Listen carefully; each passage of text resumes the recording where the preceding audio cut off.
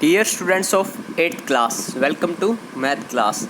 Today we will do question number 1 of exercise 6.3 in this video. So let's start. Question number 1. What could be the possible ones digits of the square root of each of the following numbers? नीचे कुछ numbers दिए हुए हैं.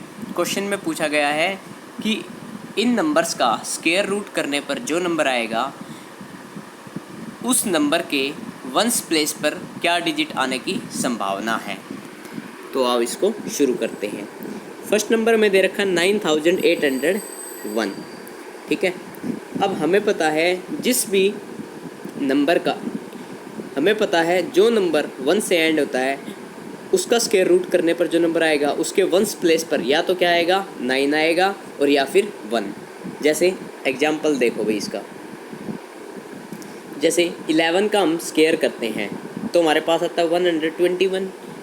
19 का square किया हमारे पास तो कितना आ गया 361.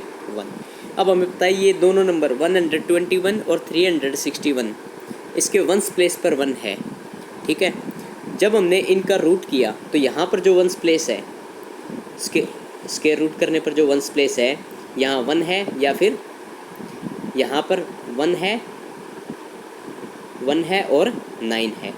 तो दो ही पॉसिबिलिटी हैं कि या तो स्क्वायर रूट करने पर उस नंबर का क्या आ जाए 1 आए वंस प्लेस पर या फिर 9. तो हम आंसर में लिख देंगे if the number ends with 1 then the ones digits of square root of that number may be 1 और 9. तो therefore ones digit of square root of 9801 is either 1 और 9. तो यहाँ से क्या निकल के आ गया कि 9801 का स्क्वायर रूट करने पर वंस डिजिट या तो 1 होगी या फिर 9.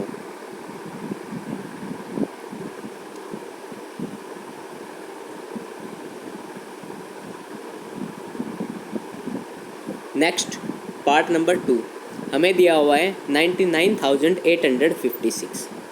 अब भाई इस नंबर के वंस प्लेस पर है 6. अब इस तरीके का एक एग्जाम्पल देखते हैं भाई. जैसे 16 का स्क्वायर होता है हमारे पास 256 और 14 का स्क्वायर होता है 196. इन दोनों नंबरों के वंस प्लेस पर है 6. ठीक है. और स्क्वायर रूट करने पर इन दोनों नंबर के एक के ऊपर तो आया है 4 और दूसरे के ऊपर 6. तो हमने यहाँ से देखा कि जिस नंबर के पीछे 6 होगा वंस प्लेस पर 6 होगा उसका स्क्वायर रूट करने पर जो नंबर आएगा उसके वंस प्लेस पर या तो 6 होगा या फिर 4 और कोई नंबर नहीं. तो हम यहाँ लिख देंगे आंसर में if the numbers end with 6 then the ones digit of the square root of that number may be 4 और 6. Therefore, one's digit of the square root of 99,856 is either 4 or 6.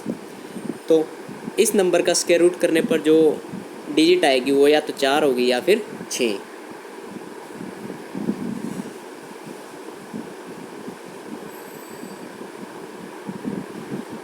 Next 9,98,001.